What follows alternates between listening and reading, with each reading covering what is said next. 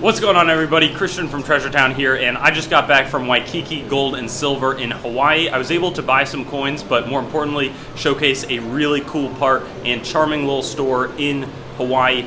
So let's head on over to the video. There's some incredible history. Also, a quick shout out to some of the guys who've been helping me behind the scenes at Treasure Town. We got Goose, we got Ryan, and we got JP. So anyways, let's get right into this video. There's a few problems with the audio, but I think it's really worth a watch, and yeah, let's dive right in. And today we're going to be visiting Waikiki Gold and Silver in Honolulu, Hawaii. We're going to be chatting with Zach and Doug, the owners of the store, and they have some incredible coinage, some Hawaiian material, but their shop does a lot more than that. So we're going to be sort of doing a tour of the shop, getting to know how they came to be, and I'm really excited. They're awesome. So we're just going to head into the store and get a good view of the front lobby, chat about their operations, and check out some of the awesome coinage that they have for us, as well as many more types of items. And let's walk into the shop.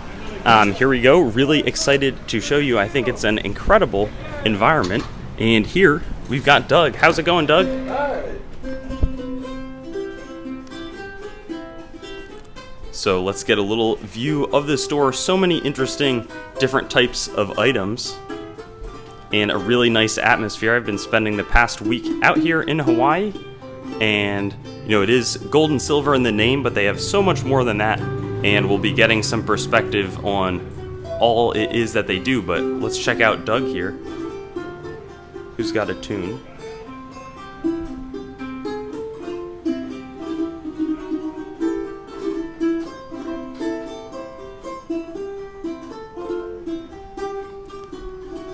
A really nice mix of items. And Doug, how long have you been involved with Waikiki Gold and Silver? Oh, from the beginning. It been here for a long time. Over 10 years. Wow. And can you give us a little bit of history on how the shop came to be? Yes, about 10 years back, maybe further, we started the business, or Zach Eisenberg started the business at the end of Kalakaua Avenue, closer to Waikiki. We were at the other end of Kalakaua Avenue, and we had a shop there about 10 years ago, Waikiki Gold. Incredible. And you mentioned when we first met that you had somewhat inspired Zach in some sense to get a little bit more into antiques. Could you talk a little bit about that? Zach was a friend of my daughter. They went to university together, and he wanted to find a way to make business, and so we were already in the business. We had an antique store in Kailua, Oahu, and we were kind of dealers of collectibles, mostly in collectibles, and so we turned them on to go to estate sales, garage sales, all the different venues that would sell things for not the retail prices, so that he can do a second-hand sale of things like antiques and metals and jewelry kind of thing. And so that's where he started his business about 10 years ago. Wonderful. Well, it seems like it's grown into something much bigger. You mentioned that there's even multiple stores? Yes, there's a store now in Las Vegas. Wow. Yes. So the same street where that other famous pawn shop is. yeah, we won't name them on here, but that sounds wonderful. Maybe we'll go back, what do you think, and take a look at some of the inventory. Let's go see the... Sounds good. And for privacy reasons, I'm probably going to cut now to the coins in front of us, but thank you for this introduction, and I'm excited for this video. All right, so now we're back in the back of the shop. We've got a really interesting mixture of some coins, some modern bullion, as well as some more classic, just older collectible coins. We've got a mix of jewelry and, as you saw before, all sorts of other antiques. But we've got Zach here. Thank you for allowing me to stop by and check out the store. Thank you. So I figured, it's really interesting to sort of get some perspective from somebody who's owning and managing one of these businesses, and it's not something I've done on the channel before, talking to somebody who does that. So I'm interested in sort of how you see the business, and if you have any commentary about the different types of material that we have here. We try to be a one-stop shop, so a lot of our customers are either people who just need a little extra cash, or they're regular pickers and hunters who can swap meat or garage sale, or even buy off eBay and sell to us for their bread and butter. Wow. I'm sort of just going to show some coins maybe as I ask you some questions. It's great to have a nice mix of Hawaiian material, and it's probably one of the areas of U.S. coinage I know the least, or Hawaiian coinage. But how do you think they differ in terms of when you interact with somebody who's a picker and sort of doing it professionally versus maybe somebody who comes in off the street and is looking to sell or pawn some of their items? A lot of times, people who do it kind of as a side business, people who garage sell or swap meat, know almost exactly what they're going to expect when they come in. They come to us because we do pay refiner rates to the public. We do pay in cash or check. But a lot of people bring stuff in, they don't know what they have, so they're coming to us as an authority or someone to give an appraisal. We do that for free. And a lot of it is just a verbal appraisal. So. Gotcha. That makes sense. And how do you then think about something like the more classic collectible coins versus the bullion versus something like jewelry? The bullion is exactly that. It's bullion. These ones that are slabbed do have, signatures by the director of the mint or an error or something like that, which makes them a little more valuable, which is why they were slabbed. The ancient coins or the historical coins, I feel like are a little more interesting to work with. Yeah. That's definitely true, and I think people have talked to Noah NS Coin, and there's some relationship there, and that's how I got connected to the shop. So I was excited, and he's I think spoken in some of my previous videos. But how do you look at something like the gems and the stones? Like that's not an area of expertise at all. I think they're obviously really cool, but how would those differ from what we just looked at? Kind of similar. A lot of the diamonds that are sold on the retail market are kind of hyped up. They're not super valuable. Generally, it has to be at least a decent sized stone before the consumer can expect to get somewhat close to what they paid back from us. Okay. That probably makes a lot of sense as well. And then I heard that you also have the store in Las Vegas. How does the material that comes into the shop here differ from the one in Las Vegas? Here we get a lot more of the, I would say, Asian arts and antiques.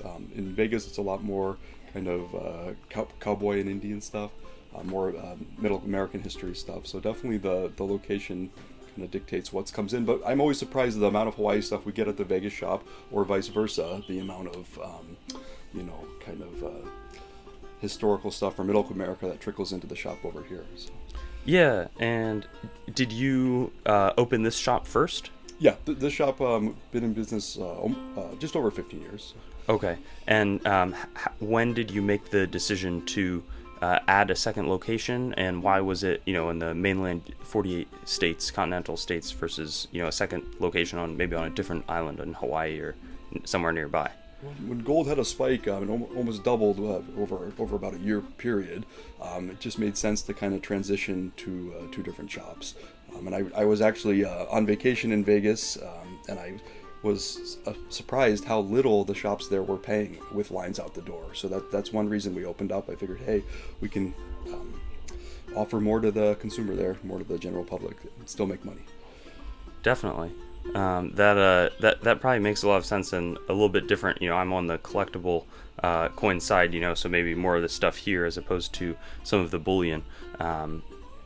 Is there one, are you comfortable sharing which one is sort of a better one for you? I'd imagine there's like more of this, the bullion out there and with people looking to sell, but, is there one that you get a lot more business in?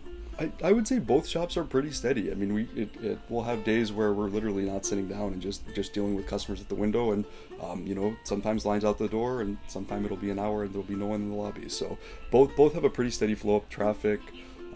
And of course, the COVID pandemic affected both shops. Vegas, I would say more because the whole of Vegas was shut down. And we are back with some of the beautiful stones and especially jade that Zach was mentioning. But again, I don't know very much about this. So is there a brief little overview that you could explain in terms of what we're looking at? It's glowing. They're gorgeous pieces, but I don't have the knowledge that I might on the coins. So the best jade is going to be translucent and have a high presence of chromium. That piece in the middle would be what they called imperial jade, which is coveted by emperors and kings from hundreds of years ago. Now, in terms of the where jade is popular, is that something more found in Hawaii in terms of its relative popularity to mainland? It's definitely popular in Hawaii, but it's more of a Asian market for the jade.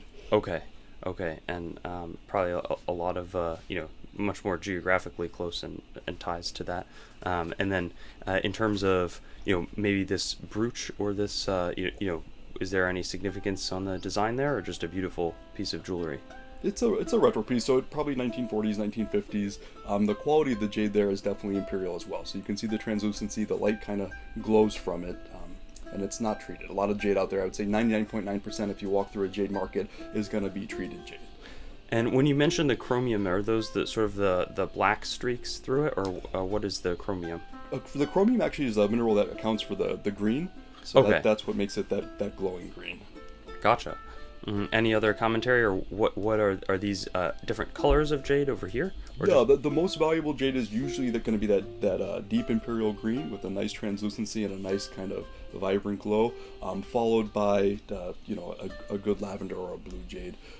This one actually with the cat's eye is actually not a jade. That's a chrysoberyl. I just kind of threw that in there for some color. Very cool. No, it's a nice setup. And do you see a lot of I assume that's a sapphire? Sapphire, not a jade. What are the more common stones that are going to come through the shop? We see a lot of diamonds, a lot of colored stones. Again, color that's actual quality, not treated, decent size is pretty rare. And if it's a really decent size, it usually wouldn't be used in jewelry. So a customer would be bringing it by as an investment piece, similar to a coin or something like that. Okay. And is there a difference in the material that you observe here versus the Las Vegas location? Both shops are pretty major tourist destinations, so we do get people from all over the world with all different styles of jewelry. That being said, we do see a little bit more flashy and gaudy stuff in Vegas, and I would say we definitely see more, Asian world art and antiques over here. Makes sense. Absolutely. Well, maybe I know Doug was talking a little bit about the history of some of the material on the coin side, and as well as just some of the general things. We were going to talk a little bit about king or kalakua, as well as some of these buttons, which can be pretty rare. And then I also had a few questions on the tokens. So maybe I'll shift over to him. Sure. So I'm back with Doug, and we're going to discuss a lot of the history, some of the Hawaiian history. I mentioned the buttons, possibly the tokens, and then also many of the Hawaiian coins here. But you mentioned it's Kalakaua, the king of Hawaii. Could you give us a little bit of perspective in terms of who he is and a bit of the history that he was involved in? Yes, Kalakaua was a very unique monarch of Hawaii and in the world too. He was the first monarch to circumnavigate the world.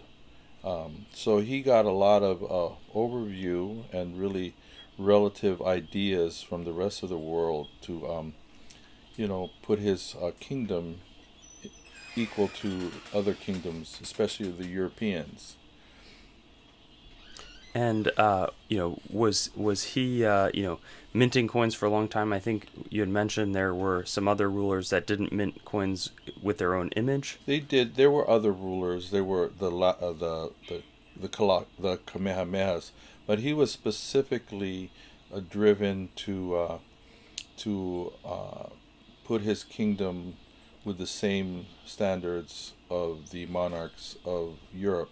So he made sure to make his own coinage with his image on it and his seal that he created, which has the two, the flag, the Hawaiian flag, the origination of the image of the first flag, and the two sacred standards, the pulolo sticks, and with the crown on it. And this seal later on became adopted by the city and county of Honolulu. But this seal was, you can see this seal around his palace, Iolani Palace, in the gate area.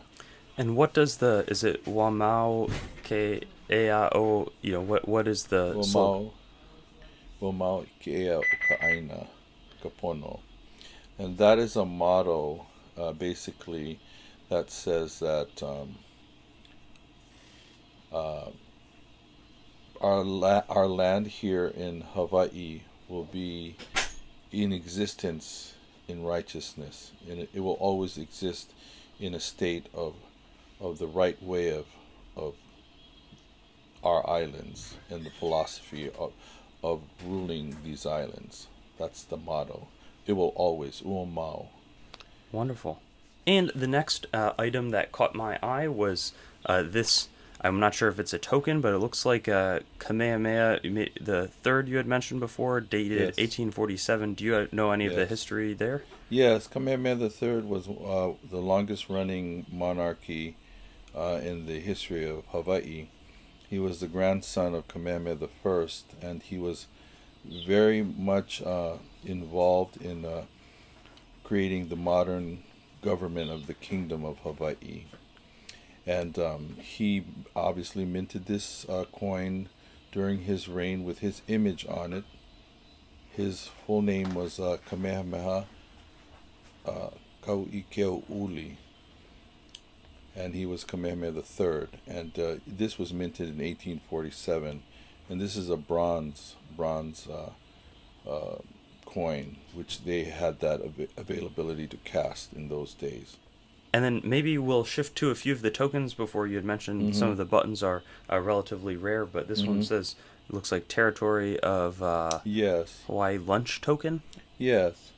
Yes. When we became annexed to the United States, our system of, I guess, currency for school lunches were with tokens, and these were tokens from different schools, and that Ali'iulani school is one of those tokens from that school. Wow. It's not something I know quite as much about, but I always find Food tokens. They're basically food tokens. Yeah, the history on something like that. Yeah, instead of using cash, they would be distributed with these tokens. Okay, but these would be more modern than the Oh yeah, Kamehameha. it would be during the time between the teens to 1959-60 when we became a statehood, when they used these tokens. Okay, fascinating. Maybe then we'll move. These have incredible reliefs, but some of these Yes. buttons Yes, are these these older? These buttons are very old. They're during the time of Kalakaua, King Kalakaua, and it specifically indicates that on the button. These were buttons that were from his battalion that was housed right next to Iolani Palace, the barracks there. And these are more rare than the coins because these weren't put out as coinage. These were casted for the uniforms of the soldiers underneath Kalakaua, because he has his insignia on there, the double K, King Kalakaua, and the crown. That particular one you're holding has the 2 double K. Let me show Yeah. this on there, and Yeah. then maybe I will. Should I? There's 2 different, slightly Yeah. different. There's some with the stars and some Yeah. with the.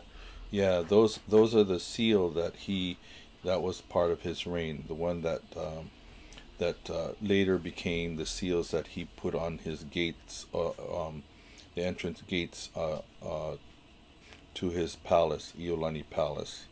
So that one on the left side indicates more of an ancient insignia, which it has the original flag image of the double spear and the fan in the middle, and then of the colors of the flags of the Hawaiian flag, stripes, but more specifically, it says that it comes with the ancient mana, or the power of the chiefs, which is those 2 standards, the pulolo sticks. Okay. Yeah, and with the crown, of course. Wonderful. Yeah. Is there anything else that you would like to highlight in terms of the history in front of us that maybe I'm not asking a question that I should be? No. Well, I guess they were these buttons now are very sought after.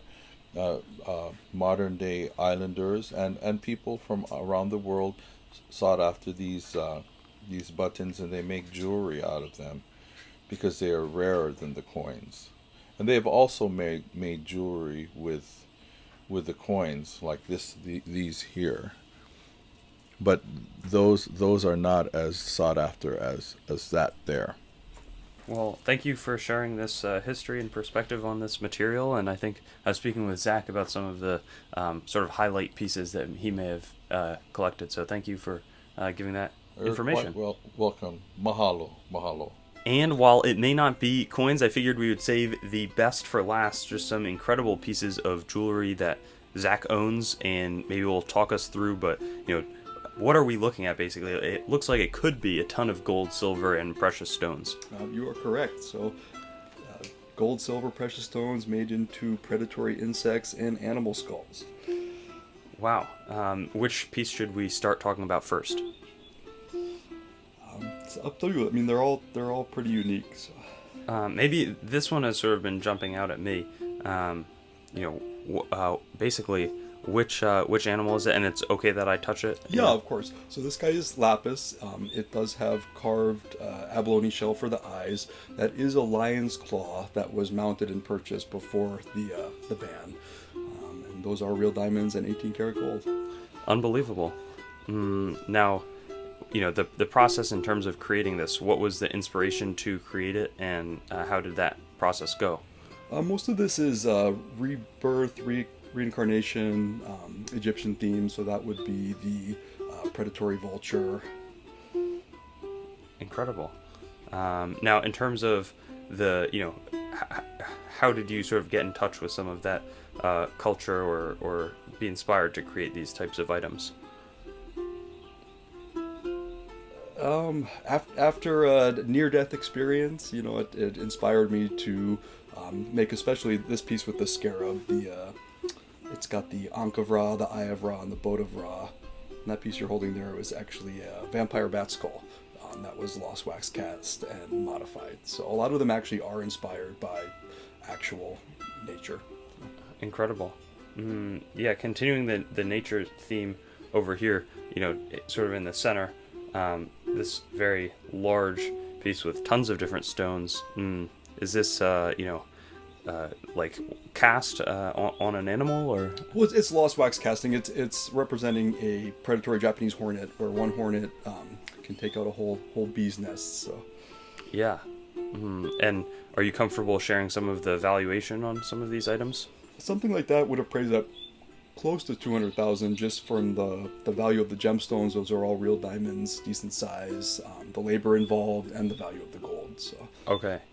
And how would that compare to something slightly smaller, like the scarab piece that we had looked at That's earlier? actually the vampire bat skull ring. That guy, I would say, would probably be priced around the little over 10 grand, 11,000, something like that. The center stones are close to a carat each, and they are clean. So.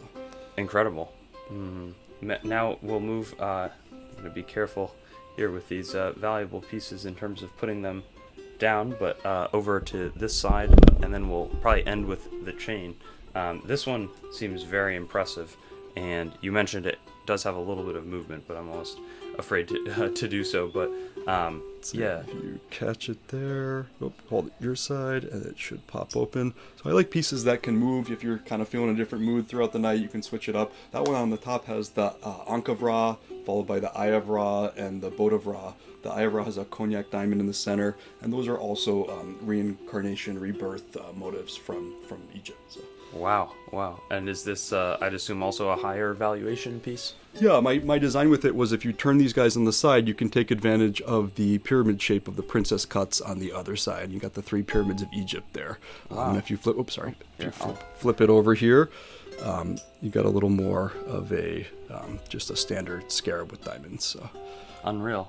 And then I don't want to neglect something in the back. It looks like also wax cast some sort of animal. Yeah, so that's actually a hyena skull. It's silver with gold teeth, and it's miniaturized. Wow. And the final one, which sort of stood out to me, along with the hornet, was this long chain. You mentioned it's all silver and gold. and then also the looks like jade and diamonds. Yeah, so the idea with that piece is the I guess you would call them dragons or beasts would rest on either side of your neck. One has diamond eyes that are close to 2 carats each, and the other one has jade eyes that are pretty close to imperial. So it's definitely meant to be a showpiece and kind of in-your-face creation. Yes. How often will you wear some of this material? Maybe for a certain client every once in a while. It's not something I definitely wear out frequently. So. Yeah, no, definitely a lot of value to have on around your neck. And interesting enough, this guy too can come apart to make a bracelet. So most of the stuff can be, if you just take this clasp with that clasp, it becomes a bracelet. So. Wow. Well, I had no idea that I would learn so much and see some of this sort of material when I came in here, but I guess, that's going to, I've never been to Hawaii, so a really cool way to document the trip and see, a shop I've heard a lot about, and I'm definitely super excited to have visited, so thank you for having me. Happy to have you. And nice to meet you, Doug, as well. Aloha. Aloha. Thanks for watching the video. Make sure to head on over to treasuretown.com and sign up for our email list to stay up to date on everything that's happening, whether it's auction updates, exciting new inventory drops, coin collecting news, or general informational resources. Hope you enjoyed the video, and I'll see you on another one.